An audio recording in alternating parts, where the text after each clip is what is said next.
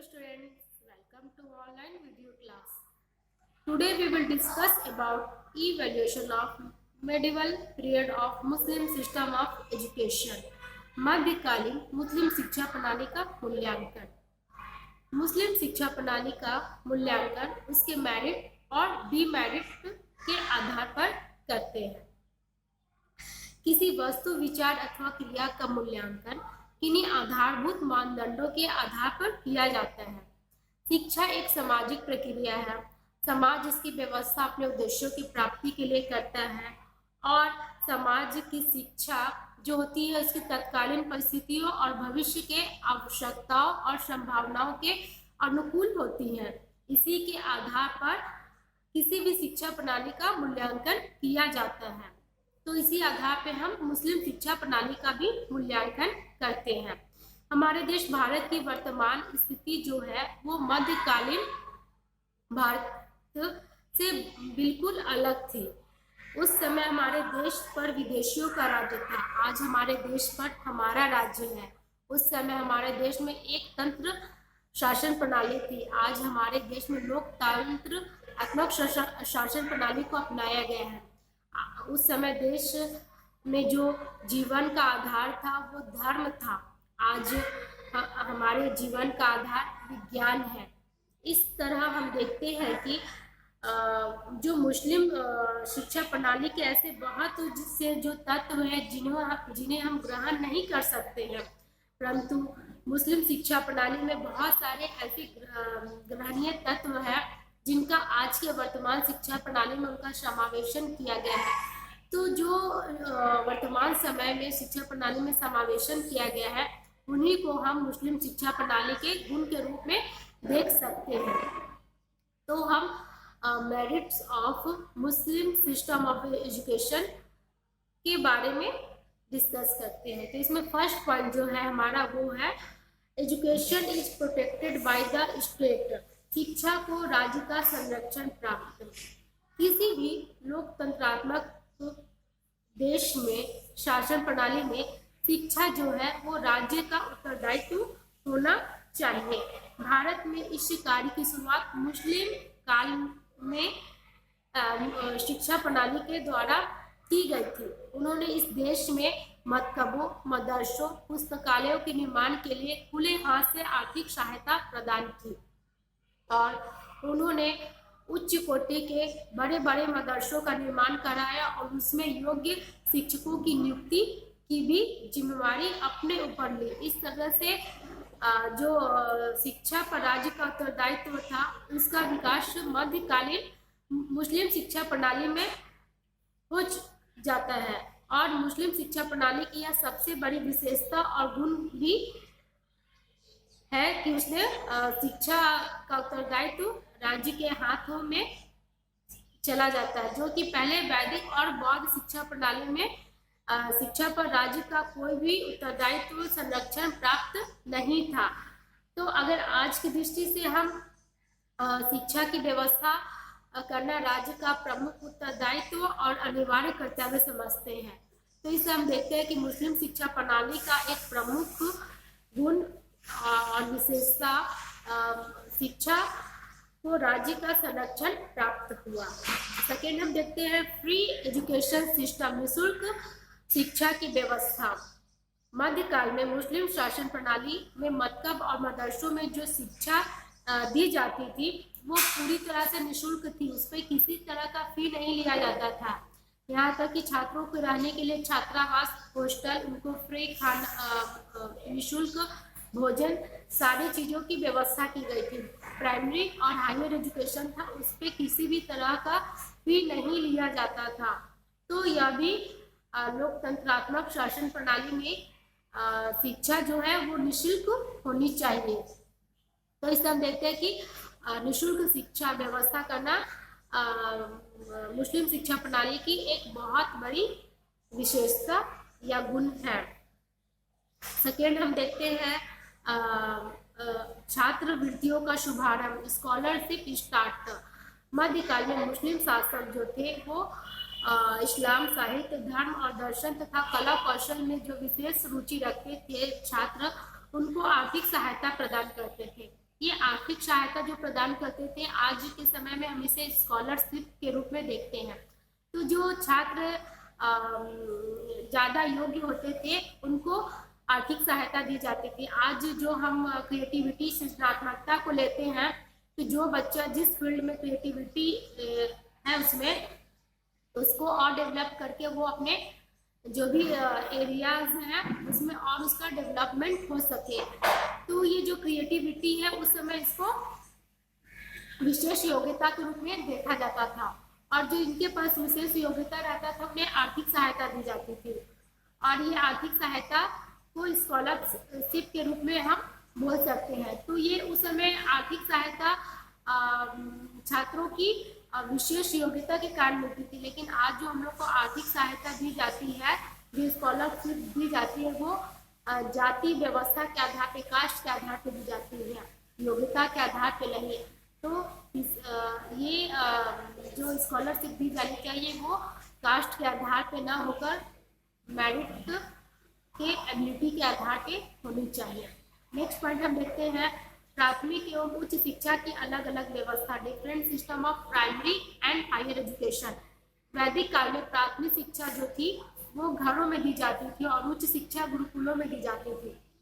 लेकिन बौद्ध काल में प्राथमिक और उच्च शिक्षा बौद्ध मठों और विहारों में दी जाती थी। लेकिन मुस्लिम शिक्षा प्रणाली में प्राथमिक शिक्षा मक्तब में और उच्च शिक्षा मदरसा में दी जाती थी। इस तरह से प्राथमिक और उच्च शिक्षा की अलग अलग व्यवस्था की जो शुरुआत हुई थी मुस्लिम शिक्षा प्रणाली के द्वारा हुई थी। जैसे आज हम देखते हैं कि प्री प्राइमरी एजुकेशन के लिए आपका प्ले स्कूल है, किंडरगार्टन है, बालवाड़ी है, नर्सरी स्कूल है, प्राइमरी और सेकेंडरी के लिए स्कूल है, और हायर के लिए आपका कॉलेज और यूनिवर्सिटी है।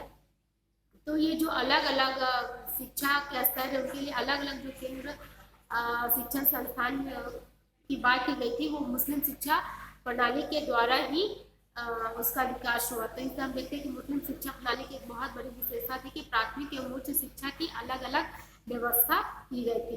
नेक्स्ट पॉइंट देखते हैं emphasis on development of knowledge, ज्ञान के विकास पर बल। मोहम्मद साहब ज्ञान को अमृत मानते थे। यही कारण है कि जितने भी मुस्लिम शासक हुए उन्होंने इस्लाम धर्म और संस्कृति के विकास के साथ साथ ज्ञान के विकास पर भी अत्यधिक बल दिया था। आज हम भौतिक विज्ञान, फिजिक्स, साइंस के बारे में ज़्यादा इम्पोर्टेंस देते हैं, साथ ही साथ देश का आधुनिकीकरण करना चाहते हैं, मॉडर्नाइजेशन करना चाहते हैं। तो ये जो मार्ग हमें मुस्लिम शासकों के द्वारा शिक्षा प्रणाली के अंतर्गत दर्शाया गया था। तो आज जो हम भौतिक विज्ञान और आधुनिकीकरण की बात करते हैं ये मुस्लिम शिक्षा प्रणाली के द्वारा ज्ञान के विकास के संदर्भ में हुआ। नेक्स्ट पॉइंट देखते हैं हम प्रमोशन ऑफ लिटरेचर, साहित्य रचना को प्रोत्साहन। मुस्लिम बादशाह ने अपने काल में साहित्य रचना को बहुत अत्यधिक प्रोत्साहन दिया। उन्होंने जो साहित्य रचना का निर्माण करते थे उनको अलग से सम्मान दिया जाता था, उन्हें आर्थिक सहायता दी जाती थी, जिससे बच्चों में सृजनात्मकता, क्रिएटिविटी डेवलप हुआ और उन्होंने इस कार्य के लिए प्रोत्साहित करते थे। आज भी जो बच्चे अच्छे कार्य करते हैं हम उनको प्रोत्साहित करते हैं और उनको अलग से हम आर्थिक सहायता, इकोनॉमिक हेल्प करते हैं ताकि वो बच्चे जिस फील्ड में है उस फील्ड में अच्छा कर सके। नेक्स्ट पॉइंट देखते हैं इतिहास लेखन की शिक्षा, एजुकेशन ऑफ हिस्ट्री राइटिंग। मुस्लिम बादशाह जो थे वो आत्म प्रशंसक होते थे, मतलब अपने स्वयं का प्रशंसा करने के बहुत इच्छुक थे। यही कारण कि उन्होंने अपने पूर्वजों और अपने आत्म सम्मान के लिए इतिहास लेखन की प्रथा की शुरुआत की थी, जिसमें था कि अपने जो भी शासन व्यवस्था के कार्य हैं, अपने उन्होंने क्या क्या का निर्माण कराया था उसका विस्तार पूर्वक वो वर्णन करवाते थे। एग्जाम्पल में बाबर की जो बेटी थी गुलबदन बेगम, उसने बाबरनामा, हुमायूं नामा की रचना करके उस काल के जितने भी शासन पद्धति, जीवन शैली थी, दैनिक जीवनचर्या थी, सारे का विशद पूर्वक वर्णन किया है। तो इस तरह देखते हैं कि उन्होंने इतिहास लेखन कला की शुरुआत करते हैं। तो इससे हम देखते हैं कि मुस्लिम शिक्षा प्रणाली की एक बहुत बड़ी विशेषता है कि उन्होंने एजुकेशन ऑफ हिस्ट्री राइटिंग को की शुरुआत की, जो कि हमारे लिए बहुत ही मददगार है कि हम उस समय जीवन शैली कैसी थी, रहन सहन के कैसे थी। तो वो सारे ग्रंथ, जीवन वृत्तांत को पढ़कर बहुत हमें जानकारियां हासिल होती है। और आज भी हम लोग इतिहास लेखन की कला पे जोर देते हैं। नेक्स्ट पॉइंट देखते हैं, डेवलपमेंट ऑफ ह्यूरिस्टिक मेथड, न्यायिक पद्धति का विकास। मध्यकाल में मुस्लिम शिक्षा प्रणाली में मदरसों में जो उच्च कक्षाओं में योग छात्र होते थे वो अपने से निम्न कक्षाओं के छात्रों को पढ़ाते थे। इसे ही न्यायिक पद्धति कहा जाता है। ये जो न्यायिक पद्धति थी, ह्यूरिस्टिक मेथड थी, वो इसका डेवलपमेंट वैदिक पीरियड में हो चुका था, जिसे हम अगर शिष्य प्रणाली कहते हैं कि जो छात्र योग होते थे, मेधावी होते थे, वो अपने से निम्न स्तर के छात्रों को पढ़ाते थे। लेकिन मुस्लिम शिक्षा प्रणाली में अग्र शिष्य प्रणाली, जिसे हम न्यायिक पद्धति भी बोल सकते हैं, ह्यूरिस्टिक मेथड, पे ज्यादा बल दिया गया था। इसके दो कारण थे कि जो अध्यापकों की कमी का पूरा किया जा सके, और सेकेंड की जो शिक्षार्थी है, जो छात्र है, वो अपने अध्ययन काल में ही शिक्षण प्रशिक्षण का ज्ञान प्राप्त कर सके। तो ये जो ह्यूरिस्टिक मेथड है, जिसे आज भी हम लोग फॉलो करते हैं, ये मुस्लिम शिक्षा प्रणाली की एक बहुत बड़ी विशेषता के रूप में हम इसे देख सकते हैं। नेक्स्ट पॉइंट है उच्च शिक्षा की उत्तम व्यवस्था, good system of higher education. मध्यकाल में जितने भी मुस्लिम बादशाह हुए, उन्होंने विभिन्न प्रकार की उच्च शिक्षा के लिए विभिन्न प्रकार के मदरसों का निर्माण कराया और उनमें उच्च कोटि के पुस्तकालयों के निर्माण के साथ साथ अध्यापकों की भी व्यवस्था कराई। उच्च शिक्षा की व्यवस्था के लिए उन्होंने शासन पद्धति को जोड़ा। जो उच्च शिक्षा प्राप्त करते थे, उन्हें ही शासन के उच्च पदों पर नियुक्त किया जाता था। यही कारण था कि उस समय बहुत से लोग उच्च शिक्षा प्राप्त करना चाहते थे। आज भी एग्जाम्पल देखते हैं कि जिनका जितना ज्यादा क्वालिफिकेशन होता है, जिनको जितनी ज्यादा उच्च शिक्षा प्राप्त होती है, वही एडमिनिस्ट्रेटिव पोस्ट के जो हाई पोस्ट होते हैं उस पर वो नियुक्त किए जाते हैं। तो ये भी मुस्लिम शिक्षा प्रणाली की एक बहुत बड़ी विशेषता है। नेक्स्ट पॉइंट देखते हैं, कला कौशल एवं व्यवसाय की शिक्षा की उत्तम व्यवस्था, excellent system of art skill and business.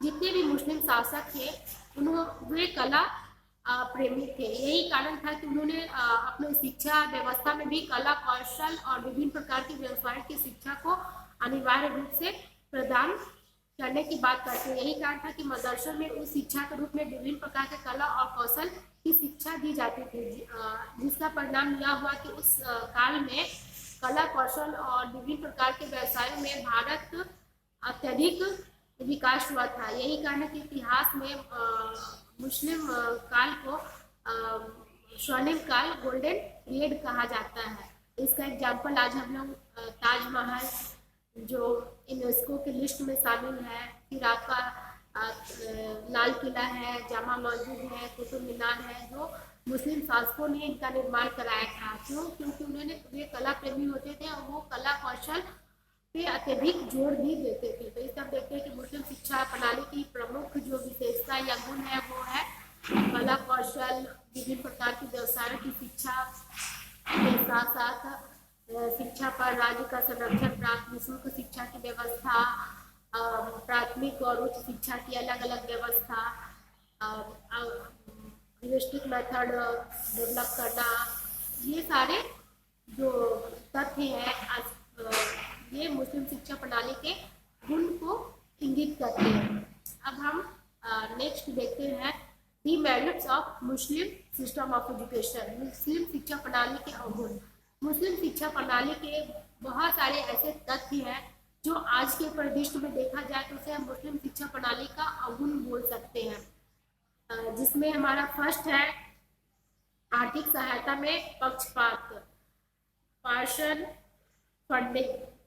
मुस्लिम शासक जो थे उन्होंने मुस्लिम शिक्षा प्रणाली में सिर्फ आपके इस्लाम धर्म सभ्यता संस्कृति का तो प्रचार प्रसार नहीं किया और उसकी शिक्षा भी अनिवार्य रूप से भी साथ ही साथ जितने भी मुस्लिम बादशाह हुए उन्होंने शिक्षा के विकास में विशेष रुचि लेते हुए उन्होंने मकतब और मदरसों का निर्माण कराया और इसके लिए उन्होंने बहुत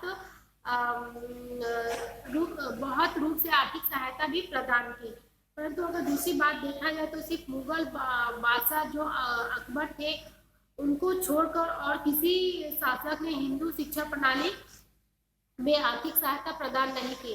तो इसे हम देखते हैं कि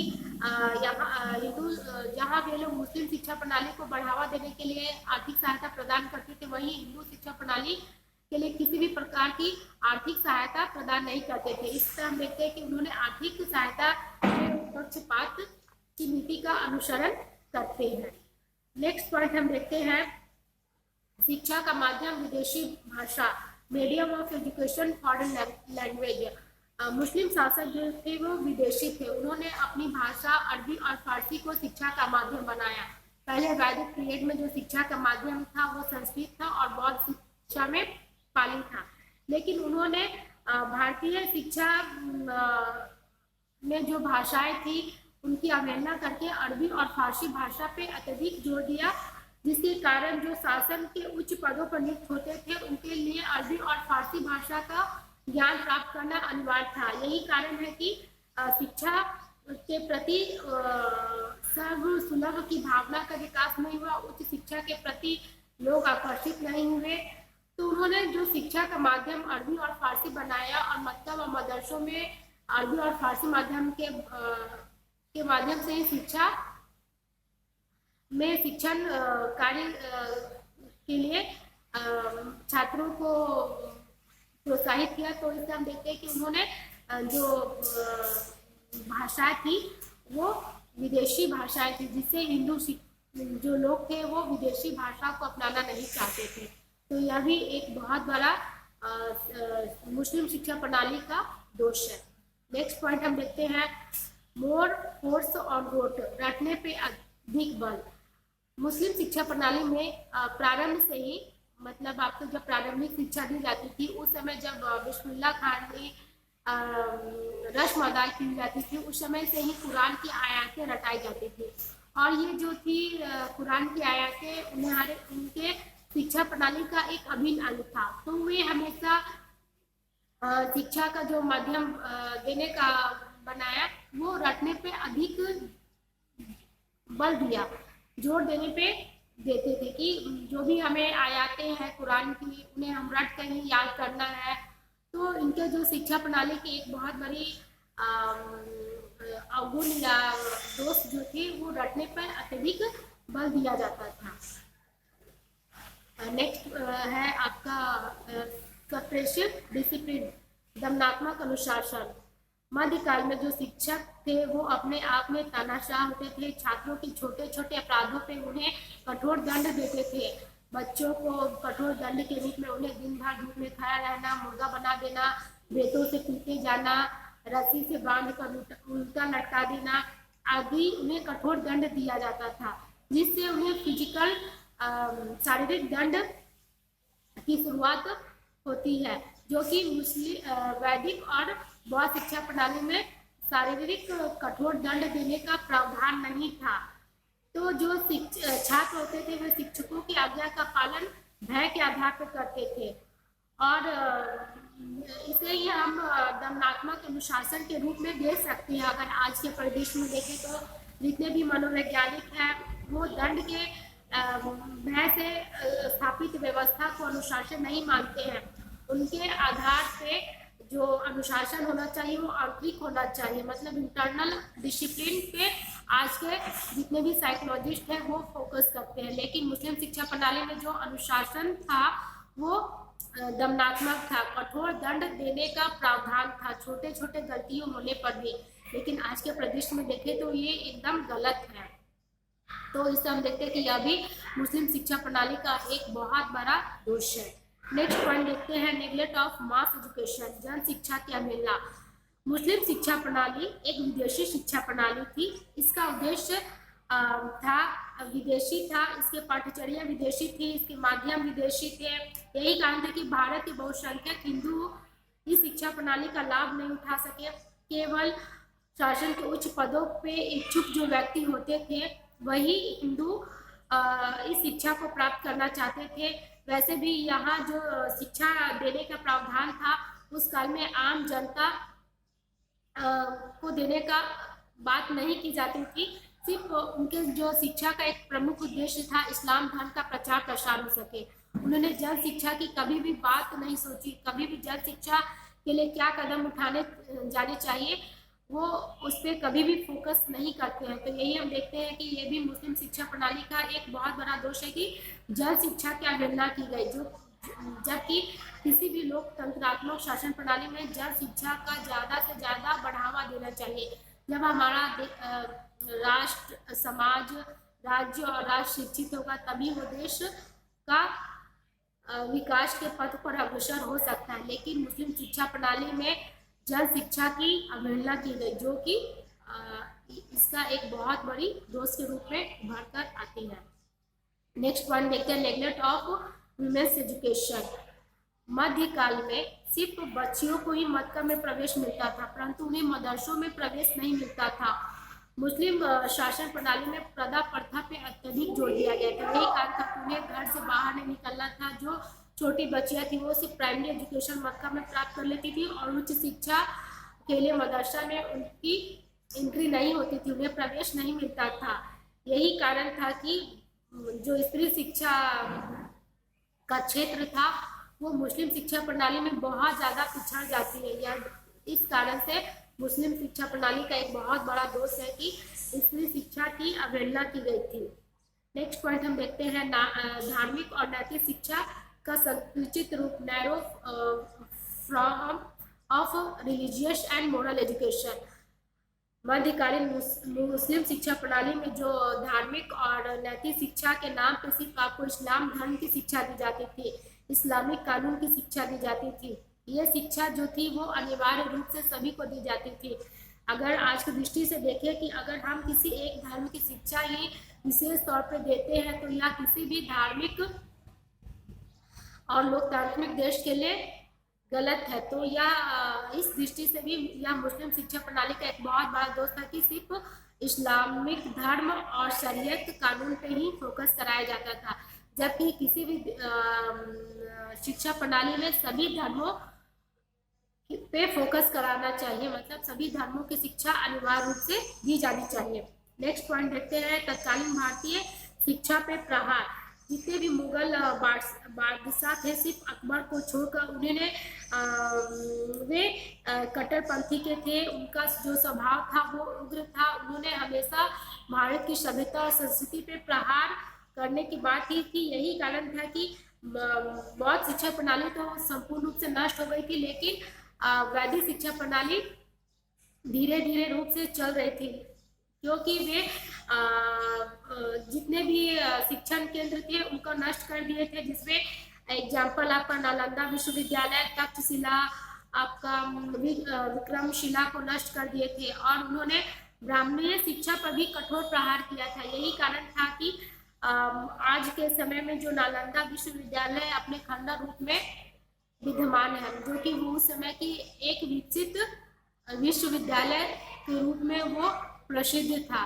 तो इससे हम देखते हैं कि जो मुस्लिम शासक हुए उन्होंने तत्कालीन भारतीय शिक्षा पे प्रहार करके जितने भी शिक्षा के प्रमुख केंद्र थे उनको विध्वंस कर दिया। तो इससे हम देखते हैं कि मुस्लिम शिक्षा प्रणाली का ये सभी जो दोष है वे आज के परिस्थिति के अनुरूप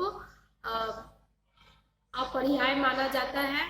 इसलिए हम लोग मुस्लिम शिक्षा प्रणाली के दोष के रूप में आर्थिक सहायता में पक्षपात, शिक्षा का माध्यम विदेशी भाषाएं, जन शिक्षा की अवहेलना, ऐसी शिक्षा की अवहेलना, धार्मिक और नैतिक शिक्षा का संकुचित रूप, रटने पर अत्यधिक बल, दमनात्मक अनुशासन के रूप में मुस्लिम शिक्षा प्रणाली के दोषों को रूप में व्यक्त कर सकते हैं।